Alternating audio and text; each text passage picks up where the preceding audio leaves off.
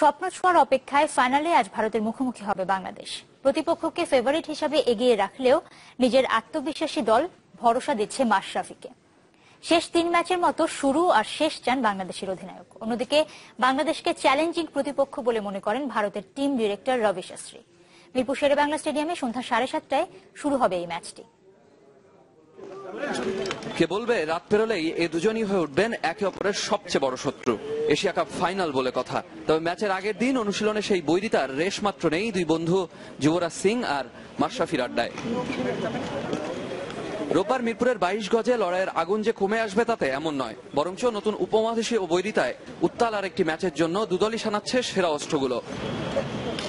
Ranking এ 1 আর 10-এর লড়াই দিয়ে বোঝানো সম্ভব নয় এই যুদ্ধের উত্তাপ, আর সেটাকে আরো স্পষ্ট করেই বললেন ভারতীয় টিম ডিরেক্টর আর বাংলাদেশ অধিনায়ক।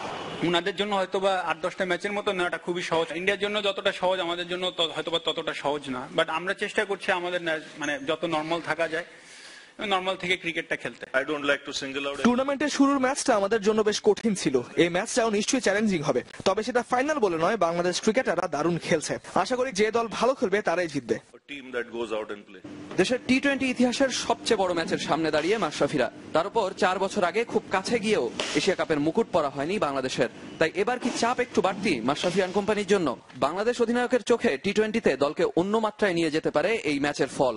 গ্রাফটা অনেক ভালো এবং সেজন্য আমরা কিছু ম্যাচ জিতেছিও, বাট ডাজন্ট মিন যে আমরা অনেক বড় দল হয়ে গেছি। আমরা যেভাবে ইমপ্রুভ করছি সেভাবে ইমপ্রুভ করতে থাকলে আমরা ভালো খেলতে পারবো এবং আমাদের ফোকাসটা আসলে ওইদিকেই। নতুন ইতিহাস রচনার মিশনে নিজের সেরা বোলার মুস্তাফিজকে না পাওয়াটা দুর্ভাগ্যজনক বটে, তবে নতুন বলে তাসকিন আলামিন ম্যাজিকের দিকে তাকিয়ে বাংলাদেশ অধিনায়ক। ইয়াং প্লেয়ার অনেকগুলা এসেছে, তাদের যে পোটেনশিয়ালটা আছে তারা সেটাকে ইউজ করতে পারছে, which is very important. So আমাদের শক্তির জায়গাগুলো এইগুলাই, যারা আছে তারা খুব ভালো খেলছে। অবভিয়াসলি আমরা কিছুটা লাকের আশায় আছি, লাক ফেভার করলে অবশ্যই ম্যাচ আমাদের দিকে আসতে পারে, বাট আমরা আমাদের সেরাটাই চেষ্টা করব। ফাইনালটা তারা জিতবে যারা ঠিক সময়ে ঠিক সিদ্ধান্ত নিতে ভুল করবে না, বলছেন মাশরাফি। পুরো বাংলাদেশ এখন তাই একটা নির্ভুল দিনের প্রত্যাশায়। ইভান ইকরাম, চ্যানেল 24, ঢাকা।